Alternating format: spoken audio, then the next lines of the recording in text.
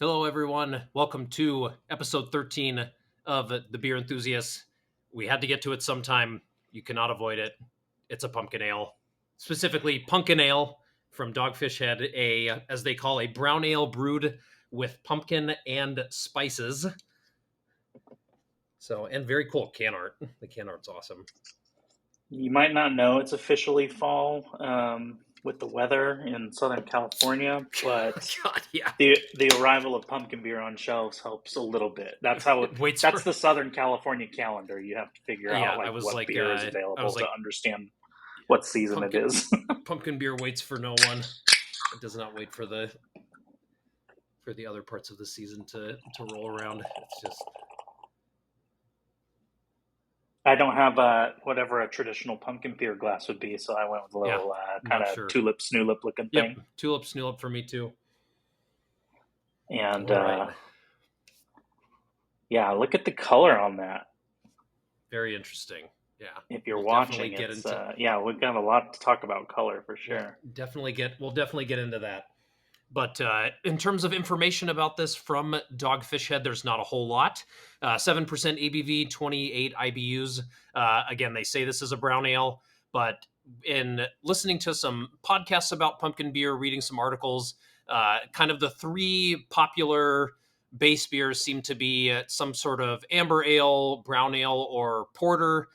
There seem to be some others that maybe are a little bit more on the fringes, strong ales, barrel aged beers, things like that. But then when one decides, what's going to lead to something becoming a pumpkin beer, it seems to be quite a journey that involves some almost philosophical like stances that you have to take. And it seems to be the first one. And obviously, we all want to know your opinion. Does a pumpkin beer have to have pumpkin in it for it to be called a pumpkin beer? I think it does. I I think think it so does. I'm too. gonna I'm gonna hold the line there. People are calling pumpkin beers, or let's just say pumpkin spice beer, which I guess that's an okay caveat. If you call it a pumpkin spice beer instead of a pumpkin beer, that's a small difference, but there is just kind of like a range of spices we've come to associate with the spices that go in pumpkin, like desserts or drinks or whatever. And so I get that, but a lot of people think the pumpkin itself doesn't add a whole lot. Maybe it does, maybe it doesn't. But how do you call it a pumpkin beer without putting pumpkin in there? And Dogfish Head luckily puts pumpkin in there, so we don't have to beat around the bush on that one. Absolutely. Yeah, I think once you leave out the pumpkin, you start to blur the line a little bit with like British strong ale, like spiced beer, like kind of those winter spiced beers, because these are all a lot of these similar spices are going to be, in things like that. Because once you get into building a recipe for this, like you said, it's lots of things that remind us of pumpkin pie or pumpkin spices like cinnamon, nutmeg, allspice, all those things that kind of make up a blend of pumpkin spice. And some, beers I've looked at, go even further. They add other special ingredients. There's like vanilla, coffee, marshmallow, pumpkin spice latte takes on the whole thing. So there's a lot of room for creativity. There's a lot of room for expression. But there's a few things that seem to, again, kind of seem to be pretty consistent. There seem to be a handful of base beers, spices. And then again, there are some people who say does not have to have pumpkin. Some people who say it absolutely has to. And then there's those people who are like, they have a group of people and they're like, let's just find the largest pumpkin and let's use that as the mash tun. And then Yeah. that's a whole other subset of of pumpkin beer that we can't really get into. So Well, and we picked one that, I mean, this is an extremely popular one. And it's, I think, available nationwide, so you're likely to be yeah, able to find it. I would think so. A ton of local breweries do a pumpkin beer too. And like Scott said, it's the base is usually some like vaguely autumnal style of beer, right? It's either an amber or a brown, or some do like pumpkin spice stouts. So stuff that's like kind of leading us through fall feelings and into winter a little bit. But there's nothing. stopping anyone from doing like a pumpkin lager or, you know, whatever. There's no rule, no unifying theme to this style of beer other than it should be brewed with pumpkin and often pumpkin spices. Um, and you know, the pumpkin itself might not add a whole lot. We'll see if we can dig into that once we get into here. But Dogfish Head calls their base a brown ale, and I think their website is actually super informative most of the time too. So you know, if you want to look up this beer, they don't literally give the whole recipe, but they give some flavor notes that I think include some of the spices that are in here, which is allspice, nutmeg, and cinnamon. And then they actually use pumpkin, and I think they also brew with a little brown sugar. That probably just ups the gravity a little bit. This one's 7% on the dot. And that's something else we didn't mention yet is the pumpkin beers have the whole alcohol range, Yeah, right? There absolutely. are, you know, a really popular one from Shipyard Brewing out of the East Coast is, I think, 4.5%, you know, so that represents the lighter end. This one's kind of like in the middle plus, but then you've got your Southern tiers that are making big, you know, pumpkin spice, kind of like strong ales and stouts that are in the 8, 9, 10% plus range, all the way up to Avery Brewing Company. Sometimes makes a beer called Rumpkin, which is like 16, 17% ABV, and that's a rum Jeez. barrel aged pumpkin barley wine kind of strong ale. Yeah, something like Um, that. yeah, so you know, we chose a specific one, and we're going to talk about this one because the rules, especially when we get to food pairing later, the rules are definitely out the window from an overarching perspective because no Right. two pumpkin beers are the same, and that's Yeah. what makes it kind of exciting too. So we'll have some vague ideas of things that go well with this kind of spicing regimen, but really the food pairings we'll talk about will be for this particular beer. Yeah. Well, let's dig into some of the sensory here. You know, obviously the first thing, you know, when we say that it's a brown ale and you pour this, I would say this is, you know, relatively far from being brown. Um, Yeah, maybe and for deep anyone amber. watching, it's Yeah. the lighting in my room is not good, and this is still not quite brown looking. It's kind Yeah. of like a really really deep gold, um, kind of amberish, yeah. But I'd be hard pressed to call it brown, and maybe that just comes from if there's a lot of pumpkin. Pumpkin's a pale flesh, you know, and it just kind of provides some starch to Right. ferment, so that'd lighten the color a little bit. Even brown sugar is not that dark and can lighten the color a little bit. And so, you know, maybe it started as a little bit browner of a nail, but then just kind of the color got thinned out a little bit. Who knows? Yeah. That's very possible. It's ridiculously clear. The Yep. foam cap is really nice, kind of off white, verging on light tan type bubble structure. And the aroma out of the gate is spicy. You know, Yeah. it's kind of nutmeg forward to me. Yeah, it's really Uh, nutmeg forward to me as well. yeah, and then I get some of that kind of cinnamon character, but it's like a cinnamon bark. It's not like cinnamon sugar impression, really. It's Hmm. more like cinnamon plus that woodiness of like a cinnamon bark. Um, there is like a honey malt kind of thing underneath there too on the aroma, but I would say supremely spice forward. Yeah, it's almost like having one of the things we've been doing in our house recently, even for breakfast, is just like a cinnamon sugar dusted piece of toast. Kind of reminds me a lot of that, just that underlying kind of base malt kind Mm, of toasted bread crust. But yeah, and the there is something a little bit, you know, a little bit fruity about this. I think it's maybe, you know, I'm wondering if it's kind of maybe got a little. I'd be really curious what kind of yeast they use for this. If it's American brown ale or British brown ale, or you know, or again, if it's just an impression that the spices are giving, but there's, you know, kind of like a, you know, kind of warm apple cider, you know, kind of impression that's coming through. yeah, I was gonna say the same thing, and to get nerdy about it, it's like it comes off as ethyl hexanoate, right? Like an Yes. apple ester character that also, when you're combined with the spice character, kind of reminds you of like anise a little bit anyway, Yeah. too. And some people perceive that ester as either apple or anise seed. And so, yeah, it's definitely got like an ale, like a fruit forward ale fermentation character to it. I don't know the exact yeast either, but it does come Yeah. off as apple to me, apple cider, like you said. Yeah. And it's got a pretty noticeable, I wouldn't call this firm bitterness, but it's not a smooth finish by any means. It's relatively, it's pretty medium dry. Um, And I do think that they don't say what hops or like what the IBUs are, I don't think, or I don't know what they are. But the bitterness is firm but pleasant, right? It's not yeah. like sucking on a spice packet. The spices are definitely going to accentuate bitterness a little bit, but there's the really just like comforting semi-firm bitterness of hop character. And if I were brewing the beer, I would use some noble-ish or noble adjacent hops to just accentuate some of the spice character a little bit. Um, so I don't know what they use, but I think a good percentage of that dryness, or I'm sorry, of that bitterness is from hops and not just the spices.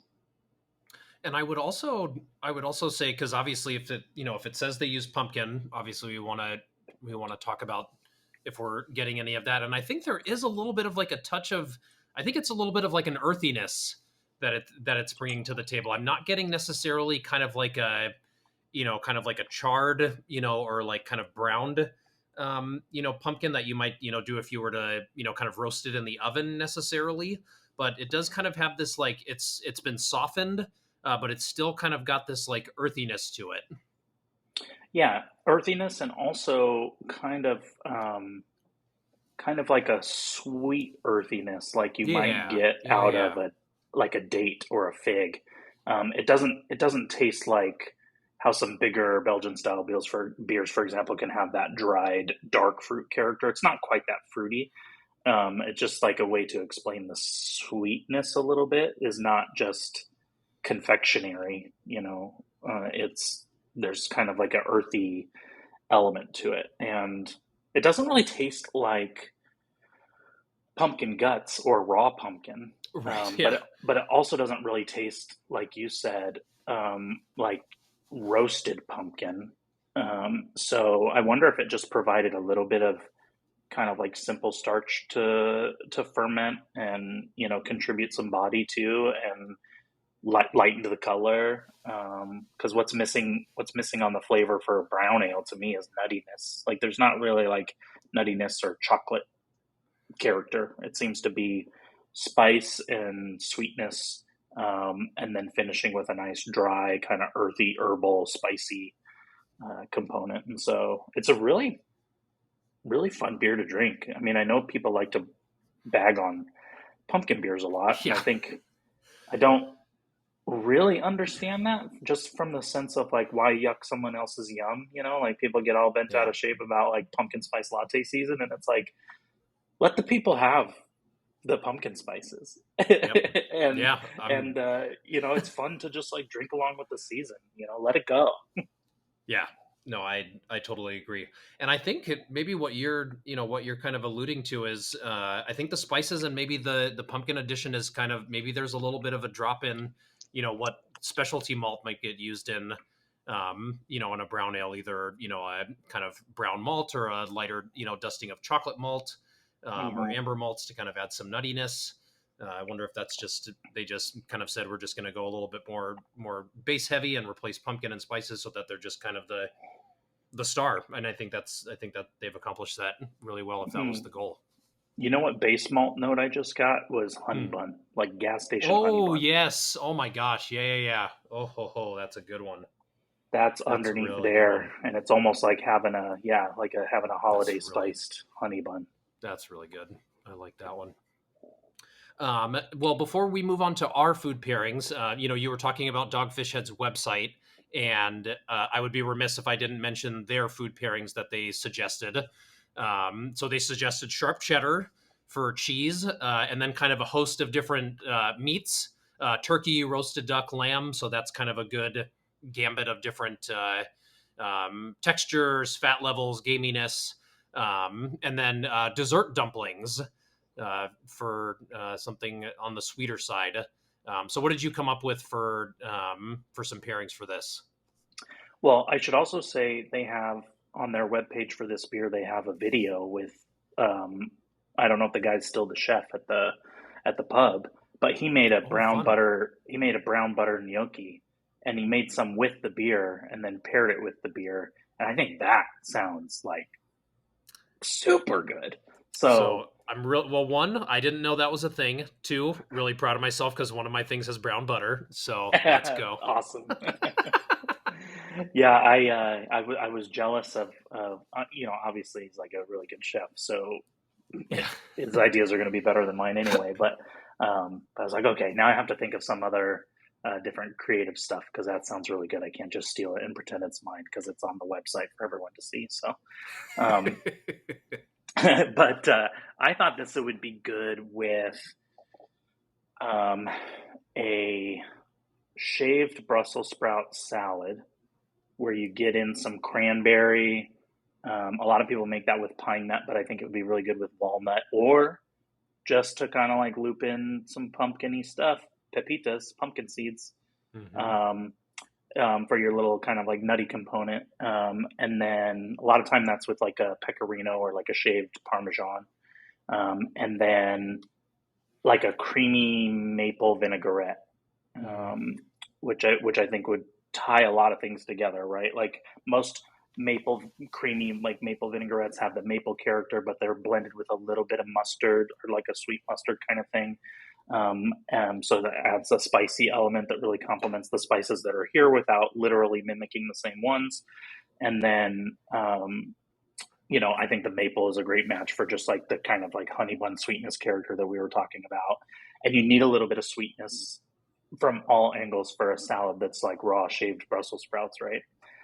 Because you're kind of playing that bitter and sweet game, tempering each other within the dish itself. So yeah, shaved Brussels sprouts salad with I think cranberries would be a nice, like dried cranberries would be a nice little fruity element. You could do dried cherries if you wanted to as well. Pumpkin seeds, little pecorino, and a creamy maple vinaigrette. That was kind of, I wanted cruciferous vegetable. I wanted to play with bitterness and sweetness, and that's kind of like my savory idea. How about you? That's a good one. I was kind of. It sounds like I was kind of relatively in a similar realm as the example you're using for the website. I went with butternut squash ravioli, Mm, kind of with the butternut squash puree. Some, like you, I kind of leaned a lot towards how are we going to get some Parmesan in here, add a little bit of salt. I didn't do any research, and by when we talk about research with a beer, that means I didn't try it beforehand. I've never mm, had it before, but yeah, kind of butternut squash puree, parm, ricotta, brown sugar can kind of help to build a little bit of a bridge, kind of make that kind of the interior of the ravioli, but then really the brown butter sauce creating that really nice nutty kind of complement to to the base beer. I think would be really great. And then the other one I kind of was interested in, but was really hinging on the way that the beer tasted, was just doing this with risotto. I think mm. just that light nuttiness you get from arborio rice.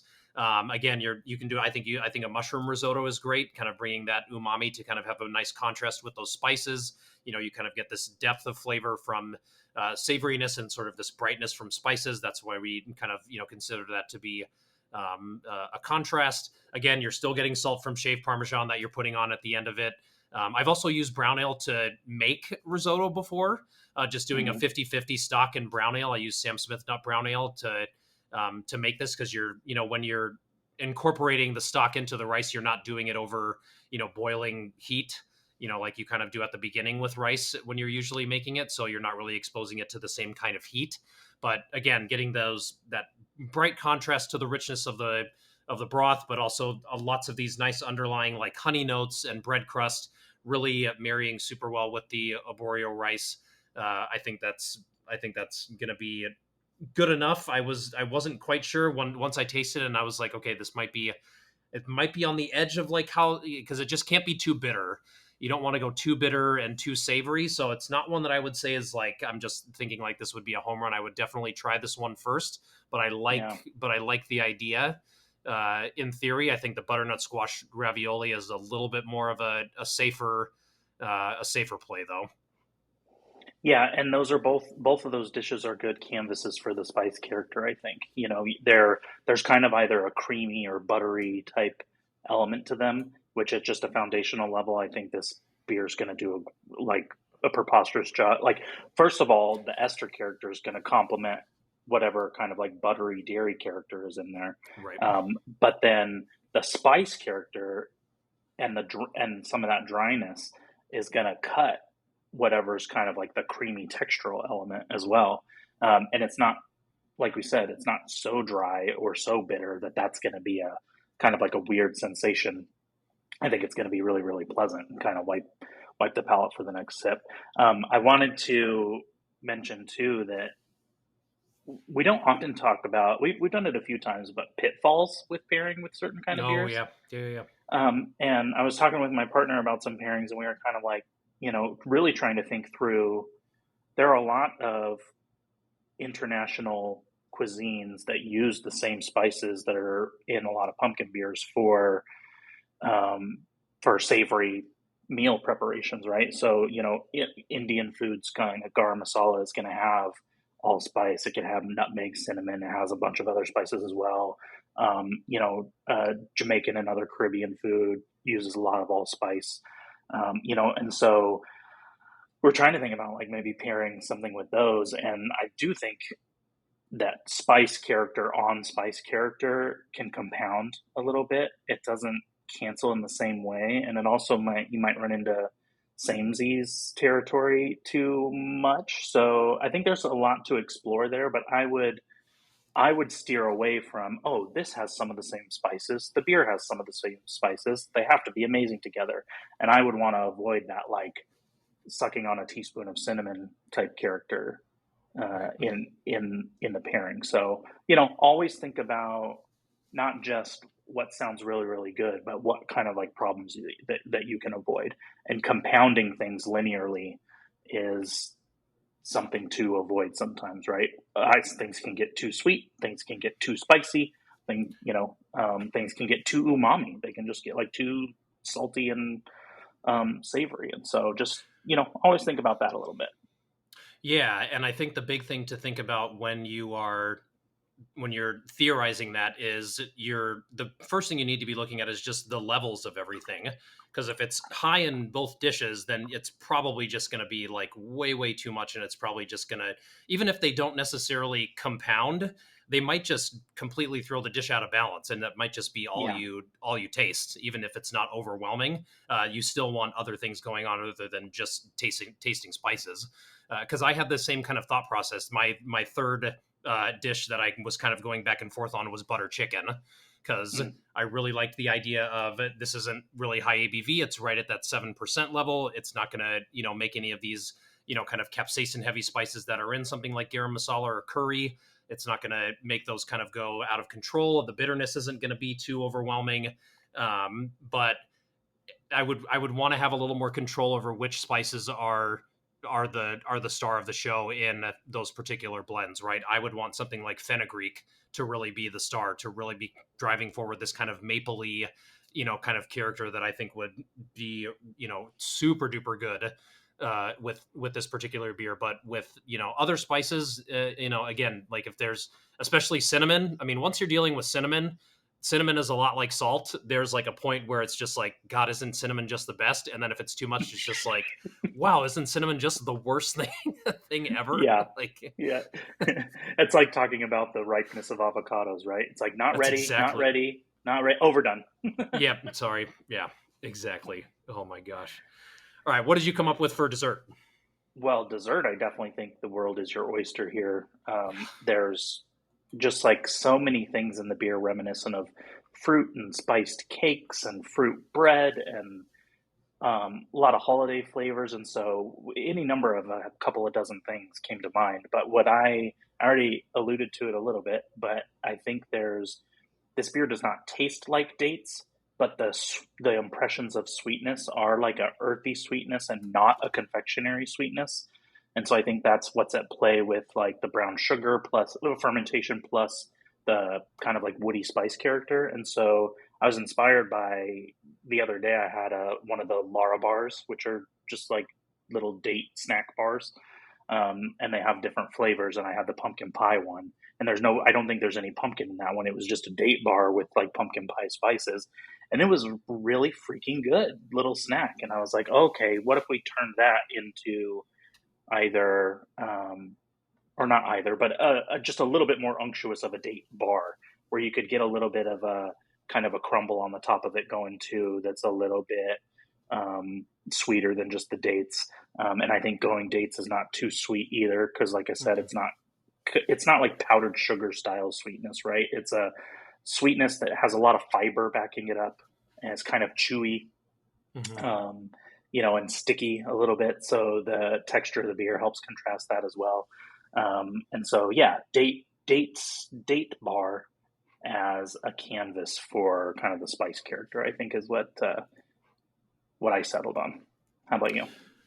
Yeah, absolutely in the same realm. If In terms of trying to figure out what's just going to be a good canvas for all of the spices, for anybody who's been watching us and has heard anything of through the Cicerone program about the three C's: complementing, cutting, and contrasting on this show, canvas might as well be the fourth C, Yeah. because we just love the way it and I mean I remember kind of hearing about that sort of idea from Rich, one of the master cicerones. He kind of I don't know if he necessarily used that term, but that's kind of the way he explained it, and it's something that I have just found to be it's a really powerful tool in pairing. And I went with cannolis, just that kind Mm. of crispy outer edge. That's just going to provide the bridge.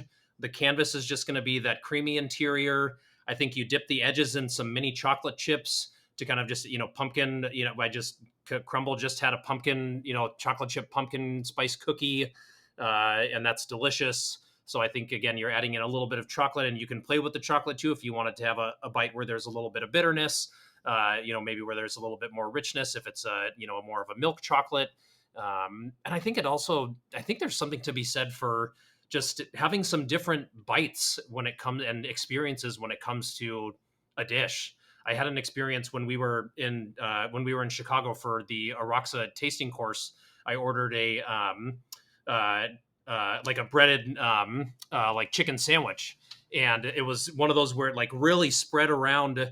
The chicken was just like far bigger than the bun, and the beer that I had was not good with just the chicken, but then when you added the bun and the sauce and the pickled veggies, then all of a sudden it became better with the beer. And I was like, this is kind of an interesting concept. Like, what if we can make, what if it ends up being just like a different bite along the way that obviously you'd want it to be enjoyable. You wouldn't want to have to kind of work your way to get to the good bite.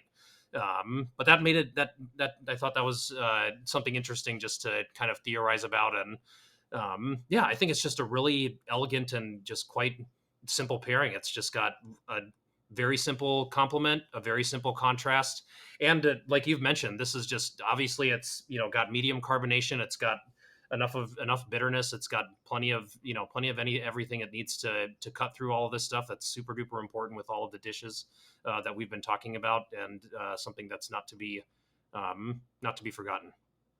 And there's beauty in that simplicity, right? That's the whole reason that pumpkin spice latte works and got so popular for Starbucks, right? It's just espresso, foamed milk, and a little bit of syrup pump and spices. And it's Yeah. like, wow, it just makes you feel like you're, walking across fallen leaves, and it's a harbinger of the seasons. And so it doesn't take a whole lot much to be nostalgic about something or to make it fit kind of in your seasonal comfort blanket of a window. And so that's why it works. You know, don't fight it. Just have some. Absolutely. Absolutely. Okay, couple of announcements. First, we've got our beers for the next couple of weeks. We're basically just going to be focusing on some beers from Brooklyn Brewing over the next couple of weeks. Next week, we've got Brooklyn Black Chocolate Stout, which is just longtime staple of the craft community. But interestingly, a beer that I have not had before, so I'm very Mm. excited to try that one for the first time. And then Chris found a super duper interesting one. It's Brooklyn. It's called Fonio Rising, and it's an imperial pilsner, and it uses a specialty grain, is what it sounds like. That's not too common. So maybe you can find that one. Not sure how well that one's going to be distributed. Maybe that's one where you just kind of show up and watch. And I'm definitely going to learn something too, doing some research, because I've never, again, another beer I haven't tried and haven't really had much experience with, but very Yeah, real excited to quick, try it. I believe, I could be slightly incorrect, but I believe that Fonio Rising, that it uses Fonio grain. It's kind of like a millet Mm. type African grain. Um, I believe that's in agreement with Whole Foods. I think that's in like almost all the Whole Foods. So if you're Oh, anywhere near a cool. Whole Foods, they're pretty likely to have it. So that would be the Oh, place that to should snag help it. then. Yeah, Yeah. yeah. Okay, cool. All right, then check out your nearest Whole Foods. Okay, and then another, and this is just going to be a shameless plug. I am an affiliate with a organization called the Beer Scholar. Any of you who are in the Cicerone program have probably heard of Chris Cohen. He's in our Master Cicerone study group, and me and him are finishing up our first cohort for our Advanced Cicerone coaching program, and we are in the process of interviewing people for cohort number 2. There will be a link in the description if you're looking to move from level 2 to level 3. If you're even looking to brush up on your if you're advanced already and you maybe are thinking about going to the master exam level and you need to brush back up on everything, this is a great course to do that with. It'll put you in a study group, get you networking with other people who are, super goal oriented in terms of beer education and, upping their level of knowledge and, furthering their career in the beer industry. Then this is totally for you. So make sure to check out the link in the description. The space is limited and we're about halfway full right now in terms of slots. We only have probably about 5 or 6 spots left. So make sure to check that out. There'll be a webinar on the website. It'll tell you all about the program. And then you can sign up if it's something that you think is going to be for you. Yeah, no need to tackle that tough exam alone, my friends. Find sign up for the Beer Scholar for the coaching group and get some buddies. That makes it much much better, and you'll pass the first time. You don't have to worry Yeah, about it. that's the real key. But thanks everybody for tuning in. Make sure to like the video. Make sure to subscribe to the channel. Thank you so much for all your support. Another freaking really fun episode. I'm really glad we decided to do this. Great suggestion on Chris's part. Cheers to everybody, and we'll see you next time. Cheers.